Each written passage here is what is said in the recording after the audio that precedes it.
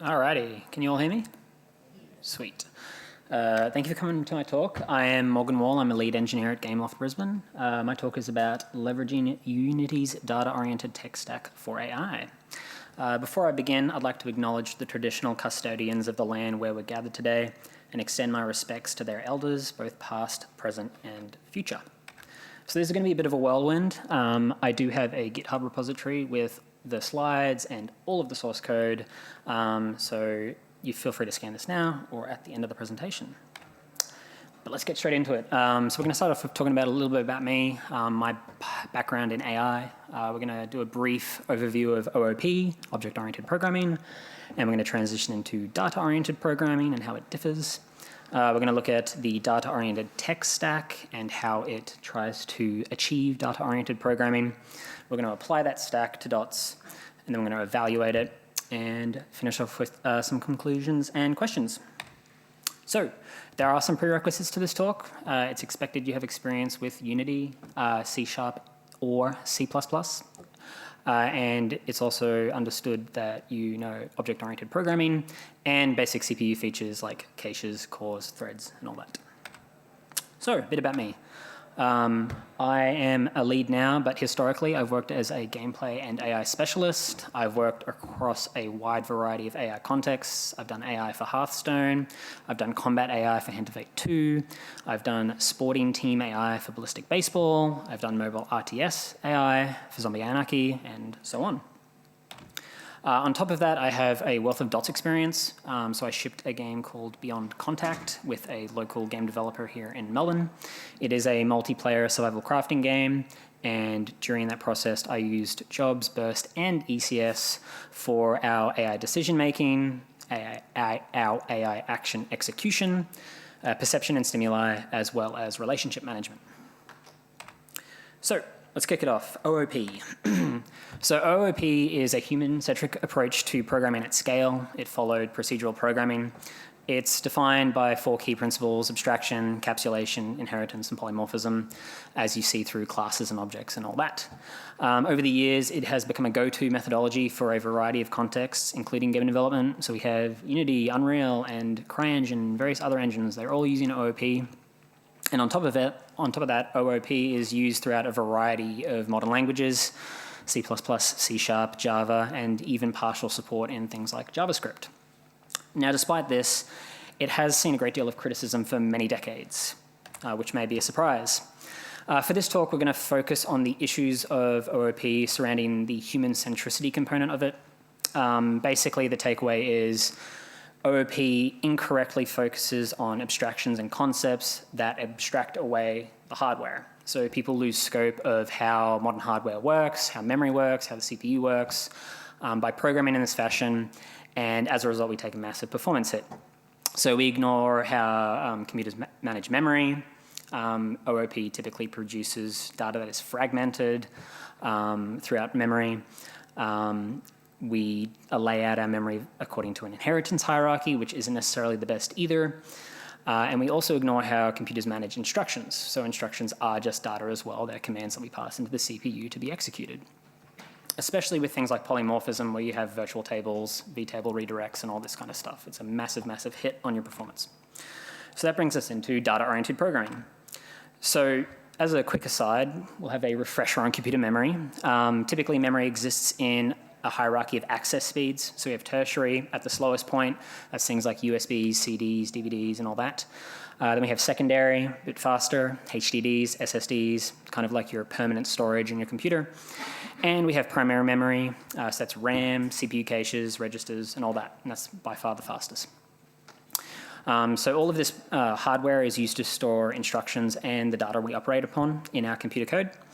And typically, we can produce quicker turnaround times or lower latency by accessing memory sequentially, like reading through a book. You start at one page and you progress in a linear fashion. Now, on top of all this, computers have been around for many decades, and the people that implement them, both at a hardware and a software level, have employed now a bunch of tricks to enhance performance based on how this memory works. So we have things like data and instruction prefetching, branch prediction, and so on. The key takeaway from all this, however, is Jeff Dean's 12 numbers here, a subset thereof. So starting at the top, we have the quickest possible access of memory at half a nanosecond on your L1 cache on your CPU. We have an L2 cache at 7 nanoseconds, and then we have a main memory reference, that's your RAM, at 100 nanoseconds. So the idea of data-oriented programming here is to keep all of the data in the top of this table, those pieces of the hardware. Because if we go from an L1 cache reference in the CPU to a main memory reference in RAM, we're already orders of magnitude slower. So, data-oriented programming. Data-oriented programming is much like OO, it's an extension to procedural programming, but it is computer-centric. So it shifts us from OOP land, where we're thinking about objects, to thinking about the actual data and all the ways that data can differ. So we might be thinking about the type of the data, so whether it's mutable or immutable, so can it change, is it read-only? Whether it's managed or unmanaged, is there a garbage collector involved, or am I responsible for managing all that memory? How that data is laid out in memory, is it contiguous throughout memory, is it fragmented, not only within a single memory unit, but across a bunch of different hardware? And how will our instructions be processed by the CPU? So this is things where parallelization comes into play. So the whole idea, like I said, is just to keep us in the top of that table by doing all of this kind of stuff, all these considerations. Now, data-oriented programming is a generalized methodology, much like OO, so there are all sorts of different implementations, but there is a shared set of principles at the same time. Generally, we want to keep like data stored in contiguous chunks for caching. That's a part of like CPU prefetching. We can just bring in a whole bunch of data, so if all that data is next to each other, we have a good chance of bringing in relevant data that might be operated on in the near future. On top of that, that like data is processed in batches, much like we batch render and whatnot. And we make sure that we flag data as immutable or immutable for the purposes of multi-threading. So if we have immutable data, it means we can freely share it across all of our cores and threads without issue, which gives us further performance gains. So this is a little breakdown of like the two methodologies in action. On the left-hand side here, we have OOP, and on the right-hand side, we have DOP.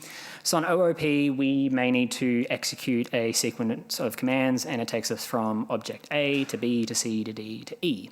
And with each of these jumps, it's highly likely that it's fragmented throughout memory, which means the CPU goes, I don't have this in my cache, so you have to go back to main memory, and you take that massive hit, that orders of magnitude difference in performance. Whereas on the right-hand side with data-oriented programming, we break this down into batches. So we process all of the A units as they are lined out in memory, all the Bs, all the Cs, all the Ds, and all the Es. So as a result, when we're processing any one set of that, it's likely that it's going to stay within our L1 or L2 caches, which gives us that maximum performance gain. So how does the data-oriented tech stack come into that? Well, effectively, it is Unity's version of data-oriented programming.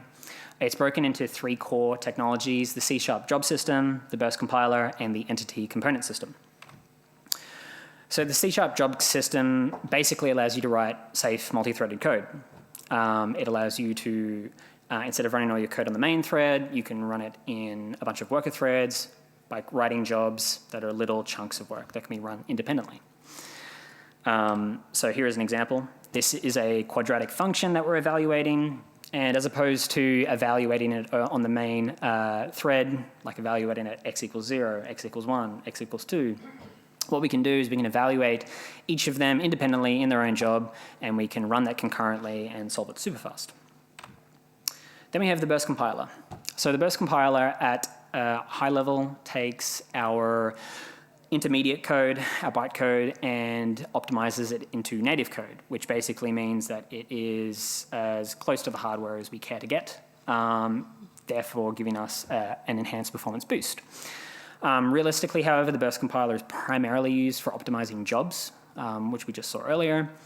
And that being said, it isn't a magic bullet. It only operates on a certain set of features, typically those that aren't managed, aren't controlled by the garbage collector, aren't involved in classes and all that, because that fragments it and so on. So that set of C# that we're interested in is the high performance C# feature set. and it's largely modified by attributes or managed by attributes. So this is the same job we saw earlier, but we've slapped a burst compile attribute on the top. This will burst compile because, as you can see below, we're only using basic mathematical operations which form a part of HP C#, and we're using native arrays as well. That brings us on to the entity component system, which is the amalgamation of these ideas into a larger structure. It is actually a specific implementation of generalized ECS architecture. So Unreal has the mass system that they're currently implementing, which is their own version of ECS, of dots and all that. But the general idea is that we have a set of entities that are basically things within the game or things within the software, and they have pieces of data attached to them called components. And we write systems that run over all the entities that fulfill a certain query of components. Typically, if you want maximum performance, you want to make sure that you're using entities and components and systems that are members of the high-performance C# feature set. And on top of that, you want to be writing your jobs that operate on these entities and their components using Burst. That way we can make use of the entire ecosystem. So I am going to run you through a small implementation, well, it's actually a not so small implementation of an AI decision maker in Dots. This is part of the GitHub repository that I shared. All of the code there is available in the MIT license, so you can jump into this. You can use it on your own projects. You can use it to test the wheels, so to speak, of Dots, make your own evaluations for your own teams, your own projects, and so on. So, like I said, we're going to focus on decision making as an example. The reason for that is because it's well-trodden ground within the games industry. AI decision making has been around for decades. It's generally fairly tangible for us to visualize how these things work, thanks in part to OOP being so human-centric. But I want to put a proviso that we're not including neural network models or academic AI here. This is purely gameplay AI or game AI. So that gives us several well-defined archetypes that we can work with. We can work with finite state machines, we can work with behavior trees, goal-oriented action planning, or utility systems. Now, for the purposes of this presentation, we're going to focus on utility systems, and for good reason. Utility systems basically break down an evaluation of choices or a set of choices based on their utility using mathematical operations. So it's using basic mathematical operations to rank and evaluate our options. These should be firing off flags in your head about the high-performance C# feature set, which means it's burst compatible. But ultimately, it's the most compatible methodology with our DOP principles. So it's relatively stateless in execution. So evaluating one option and its utility is largely removed from the evaluation of other options. This is not the case with things like finite state machines and behavior trees and goal-oriented action programming. They're all very stateful. They're very sequenced and procedural, so they are going to have a very hard time being multi-threaded, being broken down into independent pieces. On top of that, this utility system methodology, depending on the exact choice we make, can be broken down easily into the concept of entities and components. And because we're only doing basic mathematical operations, it means our systems that we will write are going to be super small, which is actually very compatible with how the C# job system works. Once you kick off a job in the C# job system, it runs through to completion. It doesn't get paused or anything like that, which means we want to be avoiding costly operations like tree traversal that we see in behavior trees and action space searching like we see in goal-oriented action planning. So that is why we're doing utility systems. But how do these utility systems work exactly? Well, it's once again a generalized methodology, but the fundamental algorithm is consistent across all incarnations. Basically, we take each possible option that an AI can make, and we calculate its value or its utility. And then from that set of evaluations, we choose the option with the most appealing value. Now, I say appealing here because it is contextually dependent. You may not want to always choose the best option available. You may want to choose a random, like acceptable option, depending on your AI. So for this talk, that's the general algorithm we're following. And we're actually going to apply the infinite access utility system, which was designed and developed by David Mark, who is a brilliant AI programmer. Definitely worth checking out. Here's content. I haven't mentioned it already, but my slides as well, they have links in the bottom right-hand corner for relevant content. So if you find anything interesting, do dive into that. Plenty of cool stuff. But let's talk about some examples before we get into the nitty-gritty. Utility systems are most commonly used in settings that have a rich set of choices and they're data heavy. So the classic example is The Sims. So on the left-hand side here, we have a screenshot from The Sims, and we can see in the background there is this lady, and she's thinking about having something to eat. So when we're thinking about making the decision, we could think of metrics or data inputs like how long has it been since I last ate? Have I exercised recently? What's the time of day? Like, is it a socially acceptable time of day to be eating or whatnot? And then on the right here, we have even more information to work with. We have traits and backgrounds and effects that can be applied to our character. So as you can see here, this character is very active. So maybe they have an intake of food that is higher on average. These are all general concepts that we can crush into numbers, pass through a mathematical evaluator, and then make a choice to eat some food. So let's talk about the infinite axis utility system in a nutshell. Basically, we deal with three core concepts. We have agents. These are decision makers. These are the ones that make a choice and then action that choice. So that could be an individual. It could be a squad, or it could even be a director, like we've seen in games like Left 4 Dead. And then we have, for each agent, a set of options. So this is our action space, effectively. These are things that can be actualized by our agent. So it could be reloading a weapon, it could be attacking, it could be eating some food as a sim or going to sleep. And then for each of our options, we have a set of considerations that act as input. So here on the bottom here, we got our agent. Our agent has a decision maker element to it. It has a set of options that it's evaluating, and then for each of those options, it has considerations. So to use the eat food example from The Sims, one consideration could be how long was it until I last ate, for example, as a time value. We can have more considerations layered on top of that. So as a part of ECS, we have to think about what are entities, what are our components, and what are our systems. Now this is a loaded question. It's very contextually dependent based on what your game is trying to do. But for the purposes of demonstrating it, we're going to treat each of these boxes effectively as a separate entity. So we'll have a set of consideration entities. They will have consideration data components attached to it, and we'll have systems that run across all of our considerations. So from that example earlier where we had our a.k.a., our considerations are one batch. Then we have our option evaluators. They're going to be entities. So they're going to be our BBB. And then we're going to have our decision makers. And finally, our agent. So we're going to start from consideration and work our way up, because that's how the algorithm works. So a consideration is broken into three main stages. First of all, we gather the input. So this is the raw input that comes from the game. So it could be how much health do I have remaining? How many hours was it until I last ate, for example? Now, all of these inputs have different mathematical meanings, right? So like the time since I last ate is in hours, but perhaps I have a trait attached to me that makes me active and I have a higher intake of food. That's its own metric. So what we have to do is we have to take all these numbers and normalize them, which basically puts them in a value range of 0 to 1, 0 being of low quantity, whatever that might be, and 1 being of high quantity.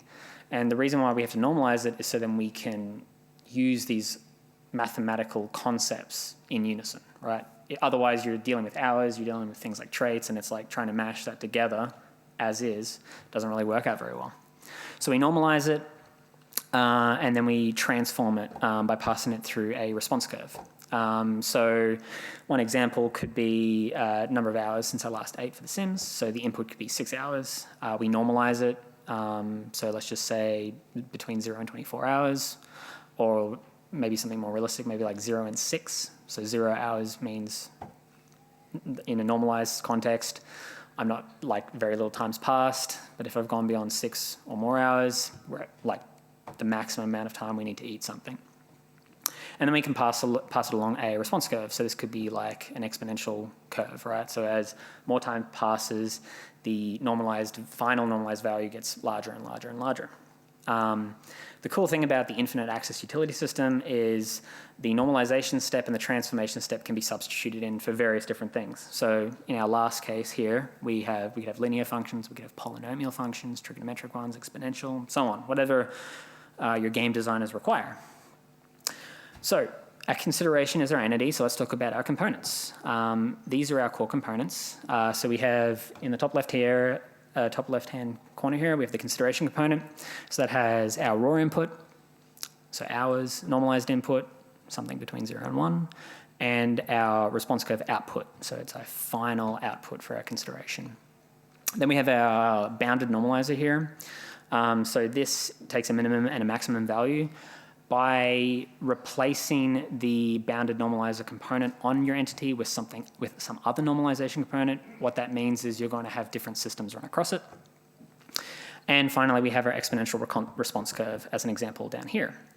So the idea is we have these entities, they are considerations, we slap a consideration component on them, and then we can slap our own normalizers and our own response curve functions onto them.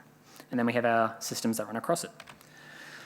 So this is a exponential response curve system. It's broken into two core components. So at the top we have our I system, which is a special interface to signal to the ECS system that this is a system that needs to be dealt with accordingly. Basically, what these systems do in a lot of the cases that we're dealing with here is we create a job and then we schedule parallel execution of that job, which takes us to the bottom entity here. That's our job entity. So there are two core lines that we're dealing with. We pass it through the response curve, and we store it in response curve output, and then we clamp that response curve between 0 and 1 to keep it normalized. So this is an example.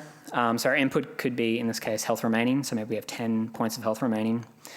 Then we have to normalize it. So we could choose a bounded normalizer that takes a value between our min and max health. So our min health could be 0, our max health could be 100, which means our normalized input is 10 divided by 100, or 0.1. And then we pass that 0.1 through a response curve like exponential decay, which gives us our final consideration value of 0.93. So that brings us on to our next set of entities and their components and systems, the option evaluators. So the option evaluators basically aggregate all of our considerations into a final utility value that describes the utility of the attached option. The thing is we have to wait for all of the considerations to be processed first. Then we can move on to our next step, which is aggregation. So our aggregator takes all the consideration inputs into a single utility. The infinite access utility system almost exclusively uses multiplication as our aggregator, and for good reason. So if we go back to our example here, this could be an evaluation of whether we should heal or not, for example.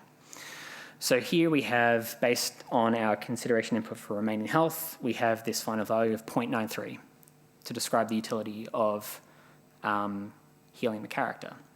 But we might have another consideration that checks, do you have a healing item?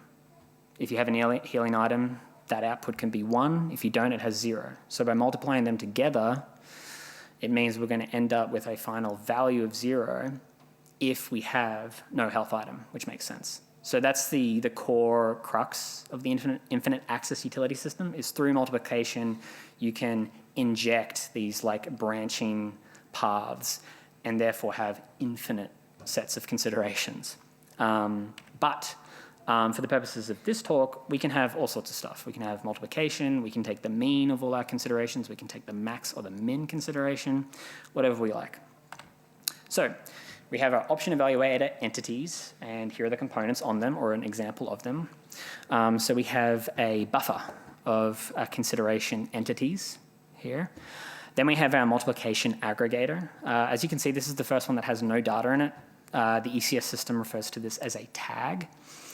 And then at the very bottom, we have our option evaluator, which has 2 key fields. It has the option key, so that's some sort of abstraction for a choice like heal self.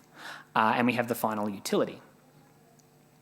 And once again, we can switch out the middle one here. So we have our multiplication aggregator tagged on this entity, but we could have a mean aggregator, a min-max aggregator. We could have any sort of aggregator in here, which is obviously going to respond to different systems.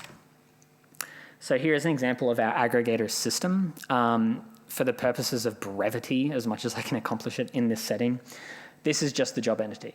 So picture an I system above that creates this job and then schedules it to run parallel across all of your CPU cores and threads.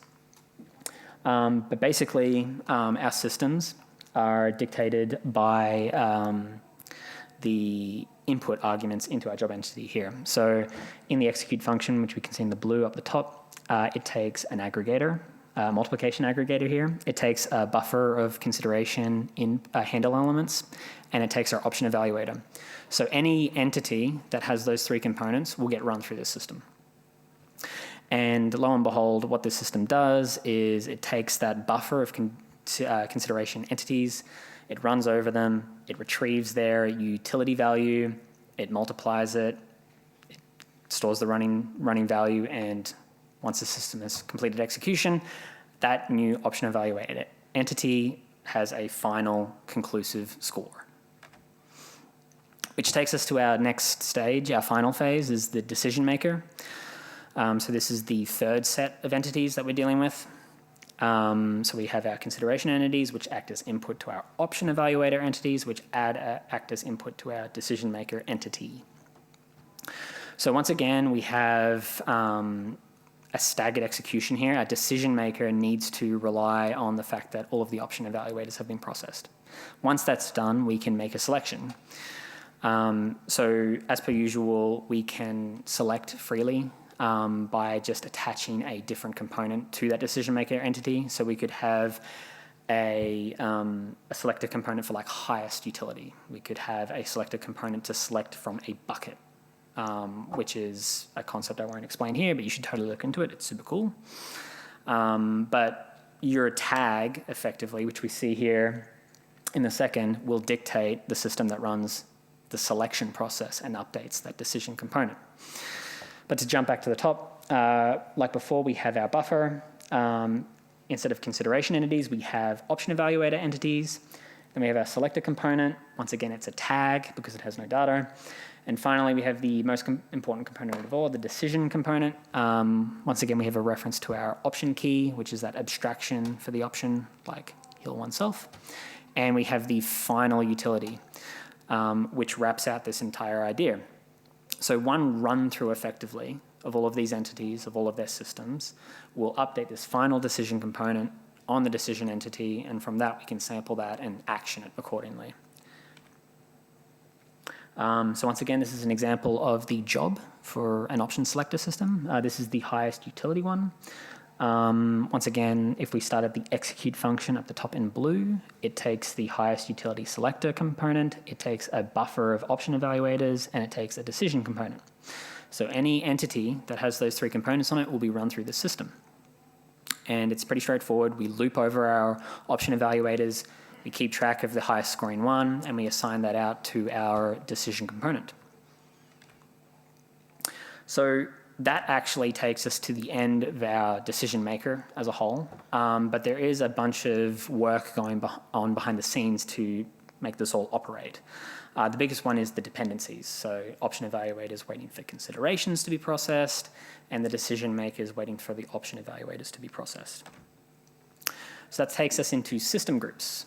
So whenever you create a system, you can assign it to a group of systems that run effectively in tandem. So this is one example of system groups implemented in this AI decision maker. So at the very top, we have our utility system group, and that is the home of all of our utility systems that we'll be running. And then under it, on our second point here, we have our consideration system group. So this is going to be the system group that has all of our consideration processing. So that is our retrieving the input from our characters, for example. It's normalizing those inputs, it's passing it through the response curves and all that kind of stuff. And as you can see, it is, we have two attributes on it as well. We have an updating group, which tells it it's a part of the utility system group, and we have an update before, which is the option system group. So through these system groups and the attributes attached, we can enforce that sequencing that we saw. Execute all the considerations, execute all the option evaluators, move on to the decision makers, and we're done.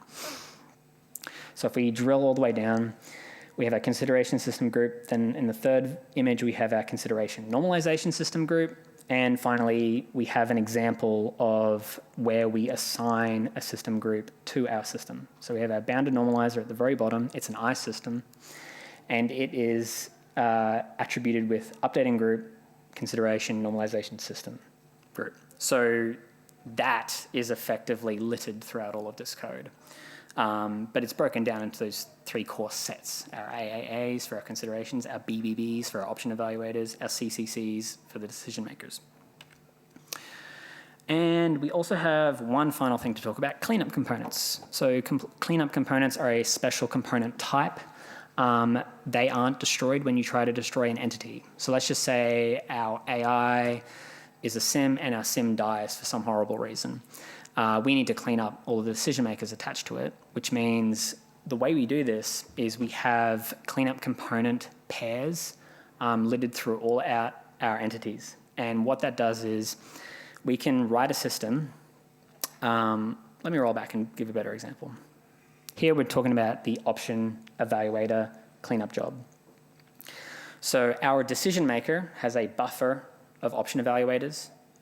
And when we delete that decision maker, it's going to delete that buffer with it. So what we do is we create a cleanup one. It's exactly the same name, but it inherits from iCleanup component data. What it does is when we delete that decision maker, it deletes the normal set of option evaluator buffers, but it leaves that cleanup one, which means we can write a system that goes, hey, run it over any entities that have the cleanup component, but they don't have the other paired component with it, implying that some destruction has taken place.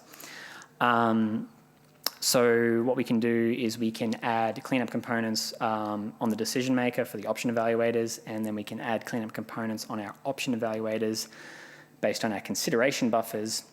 So when we delete the agent, it propagates all the way through. I'm only talking about these quickly because we're going to run out of time otherwise, but like I said, all of this is found in GitHub in the repo there, so feel free to dive in. This is a complete and working solution. So it's left for the reader to explore further.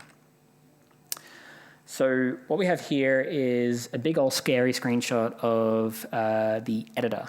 All the different entity component system views that are provided by default, just in with the engine. So on the left-hand side here, we have our big list of systems, and they're organized by groups. So at the very top here, on that left-hand channel, we can see the simulation system group. And then if we go down to where we first tab out, we have the utility system group.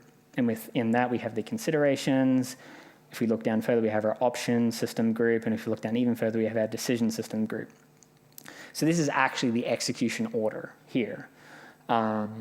So what we've done using system groups has sequenced this all out correctly based on the algorithm that we require. Then in this central channel here, we have our entity hierarchy. So this is what it looks like in a running game in editor. So it's literally a list of entities that are numbered because that's the most information you have to work with. You can begin to name them, but when you have something like a decision maker where there's all sorts of considerations, calling it a consideration, a name, quickly becomes redundant to a certain degree because you're going to have potentially thousands of them. And then on the right-hand side here, we have either we have the inspector window displaying a set of components that are attached to the entity that we selected in the entity hierarchy in the central channel. So I have a little video to run through here. So up on the right-hand side, I'm playing around with the inspector. I don't know how well you can see this, to be honest, but we will try. So up here on the inspector window, I've hovered my mouse over the decision handle. So currently we're looking at the agent, and we're going to look at the decision handle, which takes us into our decision maker entity. So within that, we can see a whole bunch of stuff's happening. So we're looking at our decision maker entity. The second component at the top near where the mouse is it's got that decision component. So it's like, what option do we have and what is its final utility? And as you can see, as we're running it, it's changing that utility and selecting different values. Now, I've made this a pretty volatile system just to demonstrate that just to demonstrate change more easily. But yes, that is it in action. Where am I? Okay. Sorry, I'm having a hard time with the video. So we're on our decision handle, we click into that. We're looking at a decision maker entity, we can see the decision component updating. Then we look at our option evaluator handle buffer. So we're gonna go into our option evaluator. In here we can see various things being evaluated. So third from the bottom there, option evaluator, we have our option key and its utility. And where my mouse cursor is, we're looking at our consideration handle buffer. So we double click on that and that takes us into that particular consideration entity. And then within that, we can see we have our bounded normalizer between 0 and 1. We have our consideration component, which has its raw input, its normalized input, and its response curve output. So this is kind of a window into how all of this works and how it appears in-game in an editor. So it's quite impenetrable to a large degree. There are ways that you can improve this experience, but I'm actually highlighting this as an example of how complicated this can get, and for something as simple as a utility decision maker. So that is it in action. Let's go next. So I wanted to talk briefly about extending this decision maker, because like I said, I'm distributing this for your own use. So you could add your own inputs for your own game, you could add different normalizers, you could have different response curves. So that's all the components and the systems that exist on those consideration entities. You could add more aggregators and selectors.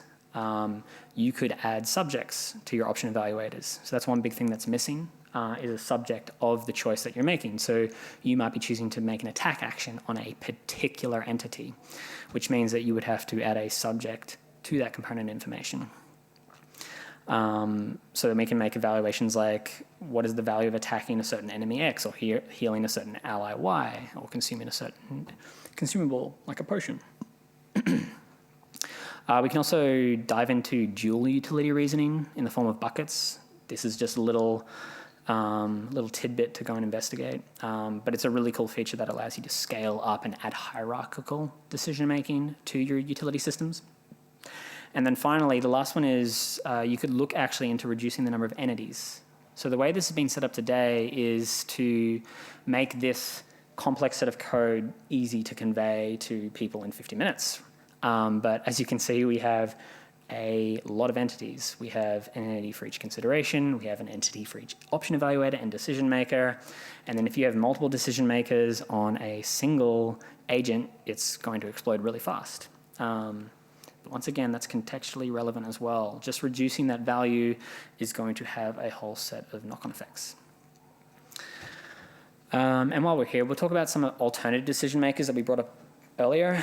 So it's technically possible to implement finite state machines, behavior trees, and goal-oriented action planning in ECS. The question is, should you? That's an exercise for the rest of you. In my opinion, it's not as compatible as utility systems by a long shot. But if you choose to explore it, you want to ensure that your jobs aren't long running, because like I said, jobs on worker threads don't yield execution. So once you start a job, it's going to run until it's finished, which is very unlike threads on a CPU. On top of that, you want to ensure you minimize dependencies where possible. So we had 2 core dependencies or sync points. We have to evaluate all the considerations, and then we have to wait and evaluate all the option evaluators, and then we have to wait and make a final decision.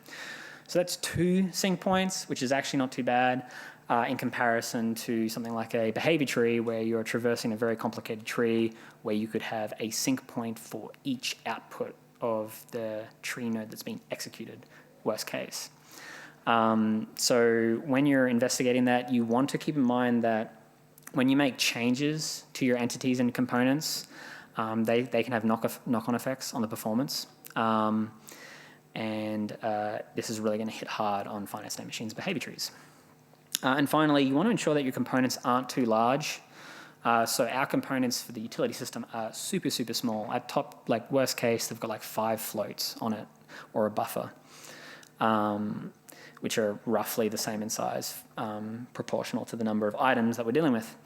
Now, the reason why you don't want your components to be too large, let's say you try to slap a goal-oriented action plan into a single component or something like that, is when Unity lines all those components up contiguously, passes it through the caches and into your register, if your components are too large, they're going to quickly spill out into your lower caches and then back into main memory, and you're going to defeat the whole purpose of what you're trying to achieve here. So let's take a moment now to evaluate dots. This is based on my own experience. I try to give you a little bit of insight as to what it looks like, how the code is structured, but this is based on my own experience working on previous projects that have been shipped. So the strengths.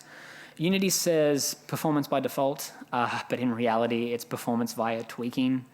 It is super contextually dependent on where you're going to make gains. And a good example of this is what I already posited.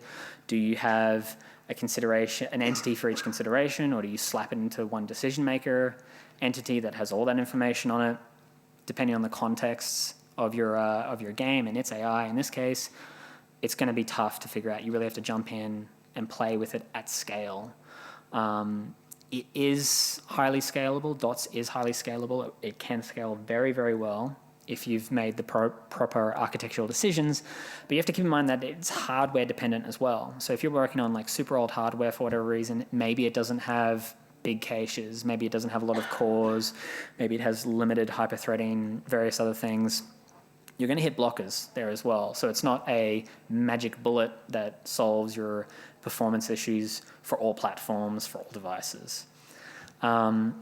Another strength is it actually encourages good practices. So data-oriented programming in ECS is very different, as you can probably tell, to the usual Unity workflow. And as a part of that difference, your engineers are going to have to sit down, they're going to have to plan, they're going to have to research, rather than just jumping in and trying to figure stuff out on the fly. And, it's a double-edged sword. Like, if you don't encourage these good practices at the lead level, for example, as a manager, then chaos will quickly ensue. But it is a bit more of a quicker turnaround time when you make mistakes with ECS. It handles good separation of concerns. So all you're thinking about is components, and you're writing systems that operate on a subset of components. You're not worrying about huge hierarchical dependency trees and all that kind of stuff. And these components are reusable as well. So in the demo that I've created on GitHub, we've got like health and mana components, and they could be attached to literally any entity that you want, and they will run through literally any compatible system that exists. So super reusable as well. On top of that, it is in a way future-proofing for future hardware. As we all know, we're kind of hitting max clock speeds, and we have for a very long time, and the way we improve performance is by running across multiple cores and multiple threads. So this kind of technology is future-proofing you for that future hardware in a way. On top of that, it offers an opportunity for upskilling and education. So it's going to get your engineers to think more about the hardware considerations at play, rather than completely losing that through all of the abstraction in OO. And it's actually going to get them to think about unmanaged and managed memory, which is a missing component in the Unity development experience, right? Everything's garbage collected for the most part, and you don't have to ever think about this kind of stuff. So by upskilling through Unity in this way, you're potentially going to set your engineers up to have perhaps an easier transition to Unreal if that's a decision you want to make in the future. On top of that, if you can leverage performance benefits, if you do your work, if you plan things properly, if you test some more, you can get extended battery life and better thermals for hardware, especially on mobile, by distributing and perhaps even running at a lower frame rate than you need to. Weaknesses. There are plenty of these, unfortunately.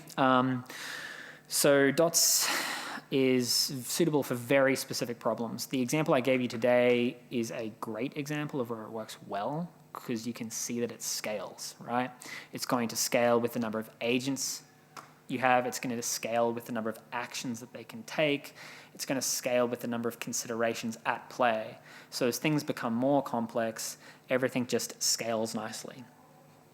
But that is just AI, and that's just utility systems. The majority of the methodologies that we deal with, the majority of patterns that we deal with as gameplay programmers and game programmers in general, they've got an OO flair to them. So you're really going to have to think hard about where you want to use this and if it's even appropriate at all. On top of that, there is no one-size-fits-all approach. So let's just say I'm going to use dots. I'm going to make use of it to its best abilities. How should I go about doing that? The classic example, like I gave you already, is having a single entity for all of this decision-making stuff or splitting it across multiple. On top of that, it's going to have upfront planning costs. It's a steep learning curve. And a part of that is you can only use a limited set of C# features and a limited set of engine features as well. So you're going to have to spend the time working within the engine, understanding what you're losing by heading down this path, and then planning around it. On top of that, there are limited runtime changes. So the magical element to all of this, especially if you want it to run fast, is you want your entities to kind of exist in a static sense where you're not constantly adding and removing components to them, because every time you do that, Unity has to like rejig the back-end memory so things are batched properly. So an example is if I have a consideration and I take a bounded normalizer component off it, all of a sudden it needs to take that consideration entity out of this batch set of bounded normalizer considerations and put it into another one. So making runtime changes is super limited, and on top of that, it's incomparable to using like scriptable objects and modifying game objects on the fly. It just doesn't offer anything comparable to that, which has impacts on its debuggability as well, especially if you're running burst code. Your code is now going to exist in various states of optimization, and figuring out where it's broken and in what state becomes infinitely more complex. On top of that, it's easy to inject issues. So with OO, everything's kind of like compartmentalized and within a single class. Now you have execution that's distributed across a whole bunch of distinct separate systems. So some engineer might come in, add a new system that runs on a certain subset of components and entities. They weren't aware of other system X, and then all of a sudden you have two systems competing potentially. Perhaps someone hasn't gone about providing like a good system execution order like we did with our system groups. All of a sudden you're running the game and the choice of system execution order isn't deterministic if you don't specify it. So you could have things running at different times. But perhaps the biggest issue of all is the death by 1,000 cuts situation that you can face. So you can have too many sync points, you could have too much data on a single entity, like in single components, you could have too many entities where you literally just can't run across all of them in batches fast enough, and you may have to distribute it across multiple frames. Or you might have not enough entities where you're batching up work for a small set of entities and you're spending more time ordering the parallelization than running it all. So my recommendations is to understand your needs, both at the art, design, and tech levels. You need to know what the engine supports and what it doesn't if you head down this path. As a part of that, you need to prototype and research, which is why I'm sharing this code today. I want to empower you all to be able to jump in quickly with some like production-ready code and play around with it yourselves. And you need to communicate these differences across your entire pipeline, across all your workflows, because it is a massive shift and people, generally speaking, won't fully comprehend it until it happens. On top of that, as a part of avoiding a death by 1,000 cuts type situation, you want to be monitoring your performance deltas as a part of your continuous integration systems, and you need to respond early. So if someone's implemented a poor sync point, if someone's added a new system that's expensive, the jobs are too large, or there's not enough entities, you need to be paying attention. Otherwise, months will pass, and you'll look at the performance, and you'll be in a situation where you're trying to find the needle in the haystack to unlock the performance that Unity promises. And finally, you need to plan out your supplementary work. So you saw that big, horrible set of windows in Unity earlier. It looks terrible. In my experience, you're going to have to write your own custom editors at the very least if you have anything of any sort of like complexity. So you can make use of Odin or your own personal native work. But you're going to have to plan in time to deal with that, to address the weaknesses around runtime changes, to address weaknesses around the entire experience, basically. Cool. So the key takeaways from all this talk, is when used correctly, and that's a big consideration. Unity Dots is a game changer. It really can level up your experience, but you have to take into all the considerations that I mentioned. And on top of that, it's a substantial change to the Unity development experience. It really just repackages almost everything. Its compatibility with existing architectures is inconsistent. So utility system AI is a great example of where it works. In other contexts, basically in all other contexts, it falls over. So you need to be super careful about that. And finally, any transition to dots requires a holistic evaluation and execution strategy if you want it to have a meaningful impact on the game and the products that you make. So that is it. Once again, a link to the GitHub repo. Please check this out. It is a complete AI decision maker using dots, using utility systems. It is a great starting point to evaluate the tech for your own teams, to use it for your own projects. It's under the MIT license, which basically means go nuts, do whatever you want with it. So I hope you all enjoyed my talk. Thanks a bunch. I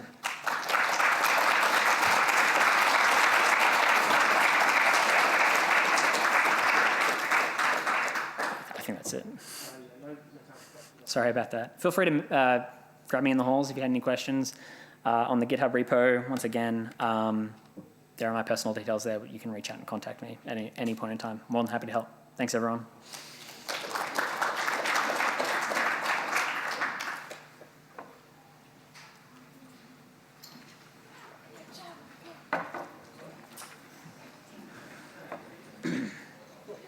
Almost perfect timing.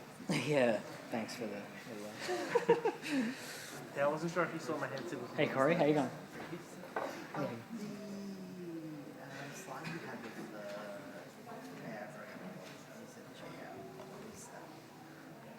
Everything's on there. The whole presentation's on there. In the GitHub repo. Yeah. No worries. Thanks.